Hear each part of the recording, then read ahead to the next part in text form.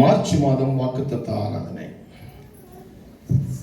நன்மையினால் நிரப்புகிறார் என்ற ஒரு வாக்கு தத்துவத்தினுடைய தலைப்பின் கீழாக நாம் தேவனுடைய வார்த்தையை நாம் தியானிக்க போகிறோம். சங்கீதம் 107 வசனம் 8. தமிழில் சங்கீதம் 107:8. இங்கிலீஷில் NIV வாசித்தீங்க அப்படின்னா 9ஆம் வசனத்தில் இருக்கும். சரிங்களா? NIV நீங்கள் வாசிக்கும் பொழுது அது 9ல் இருக்கும். தமிழில் அது 8ல் இருக்கும். 107:8. சரிங்களா? ஏக்கமுள்ள ஆத்துமாவை திருப்தியாக்கி பசியுள்ள ஆத்துமாவை நன்மையினால் நிரப்புகிறார். இது தமிழ். தவனமுள்ள ஆத்துமாவை கர்த்தர் திருப்தியாக்கி பசியுள்ள ஆத்துமாவை நன்மையினால் நிரப்புகிறார். இந்த தவனம் என்று சொன்னால் நான் முதல்ல சொன்னேன் ஏக்கம்.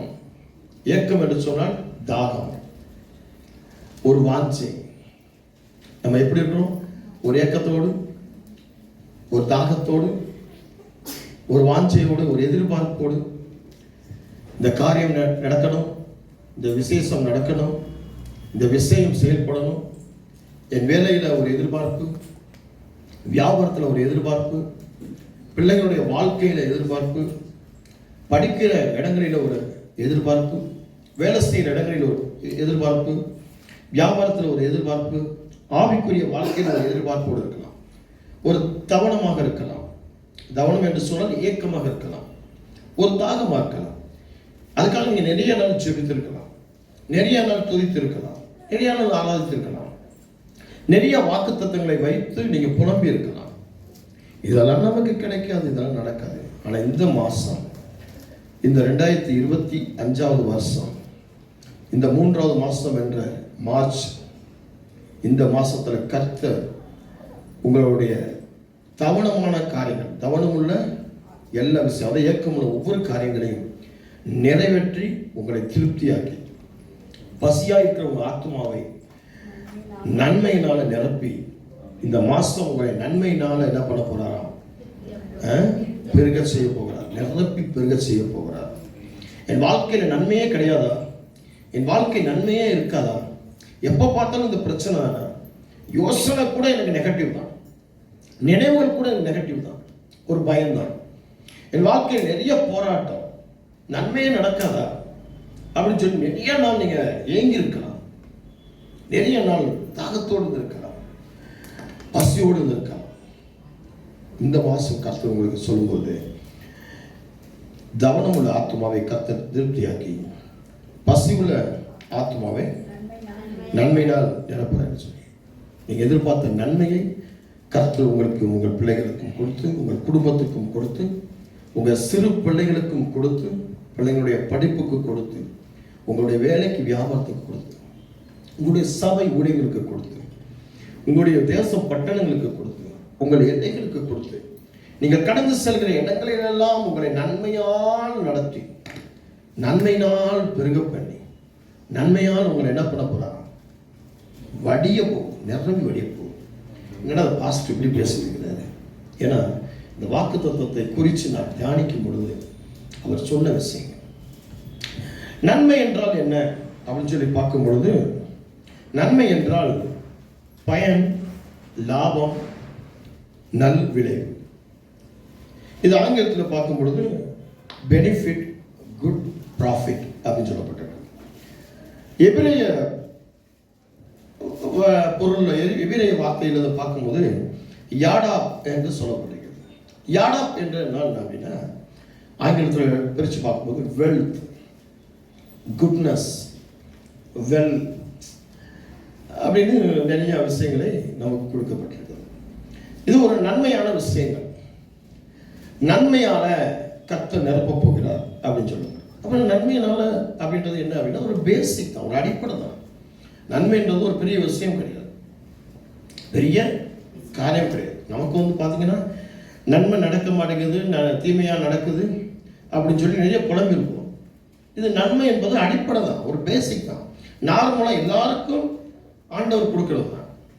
இது ஒரு பெரிய விஷயம் கிடையாது. ஆனால் நமக்கு இது ஒரு பெரிய விஷயமா இருக்கலாம். ஆனால் கர்த்தர் இந்த மாசத்துல உங்களுக்கு உங்களை இந்த பேசிக்கான அடிப்படையான சகலத்திலையும் கிடைக்கக்கூடிய நன்மைகளை உங்களுக்கு கிடைக்க செய்வார். சாதாரணமாக கிடைக்கக்கூடிய நன்மைகளை கூட தடையில்லாமல் கிடைக்க செய்வார். ஆமென். அப்போ இதோடைய வார்த்தைகளை குறித்து நாம் பார்க்கும்போது எப்படி இந்த நன்மைகளை பெற்றுக்கொள்கிறது, ஒரு 4 விஷயங்களை குறித்து பார்க்கணும். எப்படி என்னென்ன நன்மை கர்த்தர் கொடுக்க போறார். முதல் நன்மை எப்படி இருக்கும், யாருக்கு கிடைக்கும்? ரோமர் புஸ்தகம் 8ஆம் அதிகாரம் 28வது வசனம். Romans chapter 8 verses 28. அன்றியும் அவருடைய தீர்மானத்தின்படி அழைக்கப்பட்டவர்களாய் தேவனிடத்தில் அன்பு கூறுகிறவர்களுக்கு சகலமும் நன்மைக்கு ஏதுவாக நடக்கிறது என்று அறிந்திருக்கிறோம். இந்த நன்மை முதலாவதாக யாருக்கு கிடைக்கும் என்று சொல்லி பார்க்கும்போது அவருடைய தீர்மானம். அவருடைய தீர்மானம் அப்படின்னு சொன்னா கர்த்தருடைய தீர்மானம், கர்த்தருடைய பிளான், கர்த்தருடைய திட்டம். நீங்க திட்டம் போட்டீங்க அப்படின்னு சொன்னா நன்மை கிடைக்காது. நீங்க தீர்மானிச்சு நீங்க திட்டம் போட்டு பிளான் போட்டு ஆண்டோட அந்த பிளான் லிஸ்ட்டை கையில் கொடுத்தீங்கன்னா நன்மை கிடைக்காது. அளவு இருக்கீங்களா? ஆண்டவர் திட்டம் இருக்கணும். செய்வதற்கு முன்பதாக ஆண்டவர் கேட்கணும் செய்யலாமா, போறதுக்கு முன்னாடி ஆண்டவர் கேட்கணும் போலாமா, வாங்குறதுக்கு முன்னாடி ஆண்டவர் கேட்கணும் வாங்கலாமா, நடக்கிறதுக்கு முன்னாடி கேட்கணும் ஆண்டவர் நடக்கலாமா, உட்காரதுக்கு முன்னாடி கேட்கணும் ஆண்டவர் உட்காரலாமா. என்ன போசம் உட்கார்றது நிற்கிறதுமோ கேட்கணும். ஆமா கேட்கணுங்க, நிச்சயமா கேட்கணும். ஏன்னா நான் கேட்பேன், ஆண்டவர் உட்காரலாமா, நிற்கலாமா, படுக்கலாமா, இப்ப சாப்பிடலாமா, இங்க போகலாமா, இங்க வரலாமா, 2 வீலர்ல போலாமா, நடந்து போலாமா, இல்ல பஸ்ல போலாமா, அப்படி கேட்பேன் ஆண்டவர்கிட்ட. ஏன் அப்படின்னா ஆண்டவருடைய திட்டத்தின்படி போகும்போதுதான் நன்மை. அப்போ இந்த விஷயம் ஒரு அடிப்படை, நான் பேசுற விஷயம் ஒரு அடிப்படை தான், பேசிக் தான். அதே போல நீங்க ஒவ்வொரு காரியங்களையும் நீங்க செய்யும் போதெல்லாம் ஆண்டவர்கிட்ட கேட்கணும். ஆண்டவர்கிட்ட கேட்டு உங்க வேலைக்காக, உங்க குடும்பத்திற்காக, பிள்ளைங்களுடைய எதிர்காலத்துக்காக, பிள்ளைங்களுடைய படிப்புக்காக, பிள்ளைங்களுடைய வாழ்க்கைக்காக ஆண்டவர்கிட்ட கேட்டு ஆண்டவருடைய திட்டம் என்ன வச்சிருக்கீங்க, உங்க விஷன் என்ன, உங்க தரிசனம் என்ன, என் பிள்ளைக்காக உங்க தரிசனம் என்ன, என் கணவனுக்காக உங்க தரிசனம் என்ன, என் மனைவிக்காக உங்க தரிசனம் என்ன, என் குடும்பத்தினுடைய எதிர்காலத்திற்காக உங்க தரிசனம் என்ன, நீங்களே முடிவு பண்ணிடக்கூடாது. நான் அழைச்சு போயிடுவேன், எனக்கு தீமை தான் நடக்கும். என்னத்தை யோசிச்சாலும் நல்ல யோசனை வர மாட்டேங்குது, நல்ல பேச்சே வர மாட்டேங்குது, இப்படியே போக வேண்டியதான் என் வாழ்க்கை அப்படின்னு நீங்களே முடிவு பண்ணக்கூடாது, நீங்களே தீர்மானிக்க கூடாது. கர்த்தர் எனக்காக என்ன யோசிச்சு வச்சிருக்கிறார், கர்த்தர் எனக்காக கொடுக்கும்படியாக எதை ஆயத்தம் பண்ணி வச்சிருக்கிறார், எதை ரெடி பண்ணி வச்சிருக்கிறார், எதை செஞ்சு வச்சிருக்கிறார். ஆண்டவர் ஒருபோதும் என்னை கைவிட மாட்டார். ஆண்டவர் ஒருபோதும் என்னை மறக்க மாட்டார். ஆண்டவர் ஒருபோதும் எனக்கு கொடுக்காமல் இருக்க மாட்டார். என்ன கொடுக்கணுமோ அதை கர்த்தர் கொடுக்கவே செய்வார். இப்படிதான் நீங்க கேட்கறீங்க. இதெல்லாம் ஆண்டவர்கிட்ட கேட்க கூடாது. இதெல்லாமா ஆண்டவர்கிட்ட கேட்பாங்க, நானா செஞ்சு நானா பண்ணி நானா. அப்ப கடைசியில் விழுந்து போன பிறகு சபையை குற்றம் சொல்கிறது, ஊழியக்காரர் குற்றம் சொல்கிறது, உடனே சபையை விட்டு வேற சபை தாவுறது, இன்னொரு ஊழியக்காரன் செபிக்கிறதுக்கு போய் நிற்கிறதுக்கு, கவுன்சிலிங் ஆலோசனைக்கு போய் நிற்கிறது. திட்டம் போடுறதெல்லாம் நீ, செயல்பட்டதெல்லாம் நீ. ஆண்டவர்கிட்ட கேட்கல, ஆண்டவருடைய மனுஷங்கள்கிட்ட கேட்கல, தேவ மனுஷங்கள்கிட்ட கேட்கல. நீ விழுந்து போன பிறகு அதை வேதம் சொல்லுது, அன்றையும் அவருடைய தீர்மானத்தின்படி அழைக்கப்பட்டார்கள். நாம அவருடைய தீர்மானத்தின், அவருடைய திட்டத்தின்படி அழைக்கப்பட்டார்கள். சும்மா அழைக்கலங்க.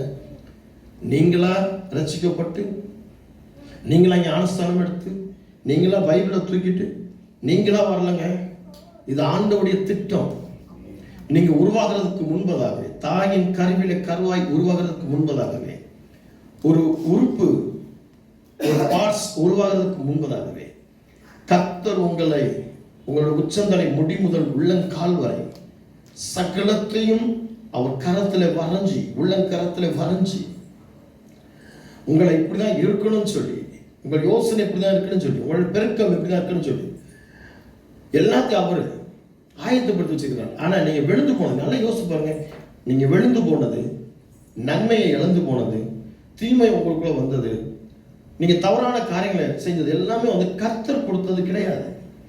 நீங்க கர்த்தருடைய தீர்மானத்தின்படி அழைக்கப்பட்டவர்கள் என்று அவருடைய தீர்மானத்துக்கு காத்திருக்காமல், ஒரு பெரியவங்கள்ட்ட போய் ஆலோசனை கேட்காமல், நல்லவங்கள்ட்ட ஆலோசனை கேட்காமல், நீங்களே ஆலோசித்து, நீங்களே பெருமையினால விழுந்து, நீங்களே பொறாமையினால விழுந்து, நீங்களே கட்டப்பட்டு, நீங்களே காயப்பட்டு தான் போயிருப்பீங்க ஒழிய கர்த்தர்கிட்ட கேட்டு, கர்த்தருடைய தாசர்கள்ட்ட கேட்டு, கர்த்தருடைய பிள்ளைகள்கிட்ட கேட்டு, கர்த்தருடைய பெரியவர்கள்ட்ட கேட்டு, உங்களுக்காக ஆயத்தம் பண்ணி வச்சுக்கிற யார்கிட்ட கேட்டு நீங்க விழுந்து போனீங்களா?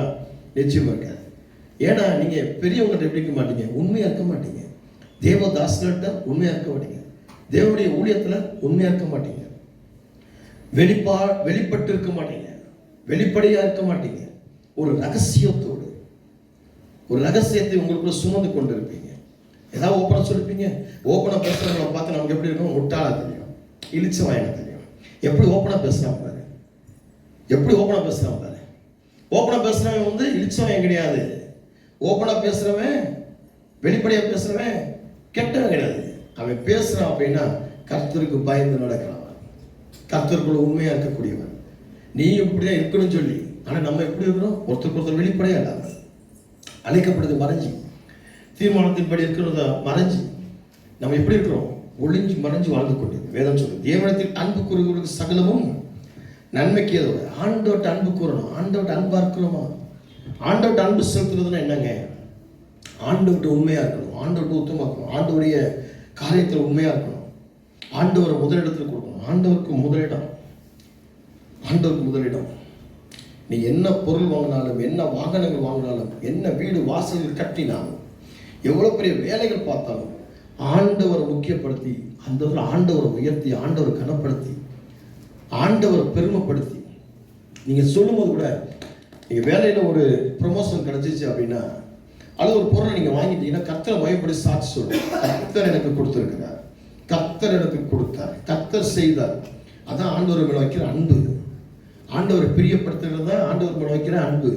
நம்ம ஆண்டவரை பிரியப்படுத்தாதபடிக்கு, இந்த வேலை தான், இந்த மனுஷன் தான், இவங்க இல்லைன்னா நான் விழுந்து போயிருப்பேன், இவங்க இல்லைன்னா அழிஞ்சு போயிருப்பேன். எனக்காக ஒரு நாள் நம்ம சபையை உயர்த்திருக்கிறோமா? இந்த சபைக்கு வந்ததுனால தான், இந்த சபையினுடைய கூட்டத்தினால தான், இந்த கூட்டத்தில் எல்லாம் கூடி செபிச்சதுனால தான், ஆண்டவருடைய கிருபை கிடைச்சதுனால தான். எனக்கா சொல்லிக்கிறோமா? சொல்லிக்க மாட்டோம். நான் இப்படி நான் உட்காந்து ஜெபம் பண்ணேன், நான் போனேன், நான் பண்ணேன், இந்த மனுஷன் வந்தாங்க உதவி பண்ணாங்க, இந்த வேலை எனக்கு உதவி பண்ணுச்சு, இந்த பணம் எனக்கு உதவி பண்ணுச்சு, நான் என் பணத்துக்கு தேவைக்காக உட்கார்ந்துருந்தேன், என்னுடைய சொத்து வந்துச்சு. இப்படிதான் நம்ம பேசிட்டு போகும்போது ஆண்டவர் காரியத்தை கைக்கூடி வர செய்தார். ஆண்டவர் தீர்மானம் இல்லாமல் இது எனக்கு நடக்கலை. இதுதான் விஷயம். முதலாவதாக ஆண்டவருடைய தீர்மானத்தால் அழைக்கப்பட்டு ஆண்டவர் மேல் அன்பு கூறுகிறவருக்கு இந்த மாசம் முதல் நன்மையாக இருக்கும். அடுத்து இரண்டாவது காரியம், அப்போஸ்தலர் 10ஆம் அதிகாரம் 38வது வசனம். அப்போஸ்தலர்கள் 10ஆம் அதிகாரம் 38வது வசனம். நசரேயனாகிய இயேசுவை தேவன் பரிசுத்த ஆவியினாலும் வல்லமையினாலும் அபிஷேகம் பண்ணினார். தேவன் அவருடனே கூட இருந்தபடியினாலே அவர் நன்மை செய்கிறவராயும் பிசாசின் வல்லமையில் அகப்பட்ட யாவரையும் ஏமாற்றுகிறவராயும் சுற்றித் திரிந்தார். ஸ்தோத்திரம். ஆமென். அடுத்தபடியாக பார்க்கும்போது கர்த்தர் உங்களை நன்மையினால் ரட்சிக்க போகிறார். ஆமென். அல்லேலூயா, அல்லேலூயா. கர்த்தர் உங்கள் முதலாவதாக நன்மை யாருக்கு கிடைக்கும்? கர்த்தருடைய தீர்மானத்தின்படி கர்த்தர் மேல அன்பு வைக்கிறவர்களுக்கு நன்மை கிடைக்கும். இரண்டாவதாக கர்த்தர் உங்களை நன்மையினால் ரட்சிக்கிறார். இந்த மாசம் உங்களை எப்படி ரட்சிக்கிறான்னு சொல்லி பார்க்கும்போது, பிசாசினுடைய வல்லமைகளிலிருந்து கர்த்தர் உங்களுக்கு பூரண விடுதலை கொடுக்கிறார். நோய்களிலிருந்து பூரண விடுதலை கொடுக்கிறார். வியாதிகளிலிருந்து உங்களுக்கு பூரண விடுதலை கொடுக்கிறார். உங்களுடைய ஒவ்வொரு பார்ட்ஸ்கள் எந்தெந்த பலவீனத்தில் இருக்கு, எந்தெந்த இன்ஃபெக்ஷன்ல இருக்கு, எந்தெந்த இன்ஃப்ளமேஷன்ல இருக்கு, உங்களுடைய ஹார்மோன் எப்படிப்பட்ட பிரச்சனைகள் இருக்கு, எப்படிப்பட்ட பாடுகள் இருக்கு, தவறான ஒரு ஹார்மோன், அவங்க ஆர்கன்ஸ் என்னென்ன பாதிக்கப்பட்டிருக்கு, அதெல்லாம் கர்த்தர் இன்னைக்கு என்ன பண்ண போறாங்க? மாற்ற போகிறார். பிசாசானவன் உங்களுடைய ரத்தத்தை பிடிச்சிருக்கிறானா? உங்க எலும்புகளை பிடிச்சிருக்கிறானா? உங்க நரம்புகளை பிடிச்சிருக்கிறானா? உங்களுடைய ஸ்கின்களை பிடிச்சிருக்கிறானா? உங்களுடைய ஒவ்வொரு உறுப்புகளை பிடிச்சிருக்கிறானா? தீராத வியாதி உங்களுக்குள்ள வந்திருக்கா? தீராத பயம் உங்களுக்குள்ள வந்திருக்கா? தீராத பிரச்சனை உங்களுக்குள்ள வந்திருக்கிறா? கர்த்தர் உங்களுக்கு இந்த நாளிலே விடுதலை கொடுக்க போறார். எப்படி சொல்லி பார்க்கும்போது, நசரேயனாகிய இயேசுவை தேவன் பரிசுத்த ஆவியினால் வல்லமையினால் அபிஷேகம் பண்ணினார். தேவன் அவருடனே கூட இருந்தபடினாலே, கர்த்தராகிய இயேசு கிறிஸ்து உங்களோடு இருந்தபடினாலே, கர்த்தராகிய இயேசு கிறிஸ்து யார், எப்படிப்பட்டவர் பார்க்கும்போது நசரேயனாகிய இயேசு. இரண்டாவது, பரிசுத்த ஆவியினால தேவன் அவரை நிரப்பியிருக்கிறார். அவர் உங்கள் கூட இருக்கும் பொழுது அவர் உங்களுக்கு நன்மை செய்கிறவராக இருப்பார். உங்களுடைய எல்லா நோய்களை கட்டுவார், எல்லா காயங்களை ஆற்றுவார், எல்லா பலவீனங்களை மாற்றுவார். தீராத வள்ளிகள், தீராத வேதனைகள், தீராத பிரச்சனைகள், தீராத எல்லா போராட்டங்கள், எல்லா பாவக்கட்டுகளையும் கர்த்தர் இந்த மாசம் உங்களை விட்டு நீக்குவார். சும்மா இல்லைங்க, பைபிள் சொல்லுது. நமக்கு முதல் நன்மை அவரிடத்தில் அன்பு கூறுகிறவர்களுக்கு, அவருடைய தீர்மானத்தின்படி அழைக்கப்பட்டார்கள். இரண்டாவதாக கர்த்தர் உங்களை நன்மை. இந்த நன்மை இருந்தாலே போதும். இந்த நோய்கள், இந்த பேய்கள், இந்த பிசாசுகள், இந்த பிசாசுடைய வல்லமையிலிருந்து, அவனுடைய தேவையில்லாத வல்லமையிலிருந்து நமக்கு விடுதலை கிடைச்சாலே பெரிய நன்மை தான். விடுதலையா பாடி, விடுதலையா போய், விடுதலையா வந்து, விடுதலையா ஒரு குடும்பத்தை நடத்தினா எப்படி இருக்கும்? ஒரு சுதந்திரமான பறவை எல்லா இடத்துலையும். அதுக்காக பாவிகளோடு உட்காராதீங்க, பரிசுத்தவன்களோடு இருக்க பாருங்க. இரண்டாவது. அடுத்து மூன்றாவது, சங்கீதம் 103:5. சங்கீதம் 103:5 வாசிப்போம். நன்மையினால் உன் வாயை திருப்தியாக்குகிறார். நன்மையினால் உன் வாயை திருப்தியாக்குகிறார். கழுகுக்கு சமானமாய் உன் வயது திரும்ப வாழ வயது போலாகிறது. அடுத்தபடியாக, நன்மையினால் உங்கள் வாயை திருப்தியாக்கி கழுகுக்கு சமானமான உங்கள் உங்கள் ஆயுசு நாட்களை கூட்டுகிறார் இந்த மாசம். ஆமென். யாருக்கெல்லாம் உங்கள் ஆயுசு நாட்களை குறித்து பயம், நெகட்டிவான தாட்ஸ் இருந்துச்சோ, கர்த்தர் அதை மாற்றி உங்களுக்கு தீர்க்க ஆயுசை கொடுக்கிறார். எப்படி அப்படின்னு சொல்லி பார்க்கும்போது, கழுகுக்கு சமானமாய். இந்த கழுகு என்ன செய்யும்? ஒரு முதிர் வயது ஆன பிறகு, ஏற்கனவே உங்களுக்கு நிறைய முறை இந்த கதைகளை நான் உங்களுக்கு சொல்லியிருக்கேன். ஒரு மலை மேல போய் உட்காந்து, ஒரு கண்மலை மேல போய் உட்காந்து, உச்சியில போய் உட்காந்து என்ன செய்யும்? காத்திருக்கும் நாளிலே அதோடைய முடிகள் என்ன செய்யும்? வயசானதுனால உதிர்ந்து போகும். அதோடைய நரம்புகள், எலும்புகள், ஸ்கின் எல்லாமே பலவீனமாயிடும், எல்லாம் சோர்ந்து போயிடும், எல்லாமே சோர்ந்து போயிடும். ஆனா துக்கத்துக்குள்ள போகாது. இவ்வளவு பலவீனங்கள் வந்தாலும், இவ்வளவு ஒரு பெரிய கட்டுகள் வந்தாலும் சோர்ந்து போது காத்திருக்கும். தன் அழகு என்ன செய்யும்? மலையில மோதி அதை உடைச்சிடும். இப்ப அது உட்காந்து காத்திருக்கும் நாளிலே ஒரு புதிய முடிவு உண்டாகும், புதிய அழகு உண்டாகும், புதிய அந்த மூக்கு அழகு, கொத்தி சாப்பிட்றது அழகு உண்டாகும். இப்ப எல்லாமே புதுசா உண்டாயிடும். இப்ப புதிய பலன் உண்டாகும். மறுபடியும் அந்த இடத்துல வந்து புத்துணர்ச்சியோட முதல் ஒரு 40 வருஷம் இருக்கு அப்படின்னு சொன்னா, ரெண்டாவது ஒரு 40 வருஷம், இப்ப 80 இரட்டிப்பாங்க. அதே போல கர்த்தர் உங்களுக்கு ஆயுசு நாட்களை என்ன பண்ணுவார்? பெருக பண்ணுவார். ஆயுசு நாட்களை பெருக பண்ணுவார். உங்களுக்கு இந்த நன்மையை கொடுக்க போறார். கழுகுக்கு சமானமான வாழ இள வயதை கர்த்தர் உங்களுக்கு கொடுக்க போகிறார். முதல்ல அவருடைய தீர்மானத்தின்படி அவர்கள் அன்பு வைக்கிறதுக்காக நன்மை. இரண்டாவதாக, உங்களை எல்லா நோய்களிலும் பிசாசுடைய வல்லமையிலிருந்து விடுதலை ரட்சிக்கிறார். அடுத்தபடியாக மூன்றாவது, நன்மையினால் உங்களை நிரப்பி கழுகுக்கு சமானமான வாழ வயதை கொடுத்து, உங்களுக்கு தீர்க்க ஆயுசு நாட்களை கொடுத்து, உங்களை சமாதானம் உள்ள நாட்களாக உங்கள் நாட்களை மாற்றப் போகிறார். உங்களுடைய குறைவுகள் எல்லாம் நீக்கும். அடுத்து பாட்டு 4வது பாட்டுக்கு போவோம். உபாகமம் 28ஆம் அதிகாரம் 11-12 வசனம். உபாகமம் 28:11. உனக்கு கொடுப்பேன் என்று கர்த்தர் உன் பிதாக்களுக்கு கொடுப்பேன் என்று கர்த்தர் உன் பிதாக்களுக்கு ஆணையிட்ட தேசத்தில் கர்த்தர் உன் கற்பத்தின் கனியிலும் உன் மிருக ஜீவனின் பலனிலும் உன் நிலத்தின் கனியிலும் உனக்கு பரிபூர்ண நன்மை உண்டாக கட்டளையிடுவார். பரிபூர்ண நன்மை, கர்த்தர் உங்களுக்கு பரிபூர்ண நன்மையை கட்டளையிடுவார். ஆமென். இது போதும்லங்க. எதுனா பரிபூர்ணம்? எதுல? முதலாவதாக உங்களுக்கு உங்களுடைய வேலைகளிலே, இரண்டாவதாக உங்களுடைய கற்ப பிறப்புகளிலே, உங்க பிள்ளைகளிலே, மூன்றாவதாக நீங்க உங்களுடைய வீடு வாசல் காடு கரை எல்லாத்திலையும் பரிபூர்ணமாக எப்படி இருக்கும் அப்படின்னு சொல்லி பார்க்கும்போது, ஏற்ற காலத்தில் உன் தேசத்தில் மழை பெய்யவும், நீ கையிட்டும் செய்யும் வேலைகளில் எல்லாம் ஆசீர்வதிக்கவும், கர்த்தர் உனக்கு தமது பொக்கிஷ சாலைக்கு வானத்தை திறப்பார், நீ அநேகம் சாதிகளுக்கு கணக்கு கொடுப்பாய், நீயோ கடன். உங்களுடைய கடன்கள் இந்த மாசம் என்ன செய்யப்படும்?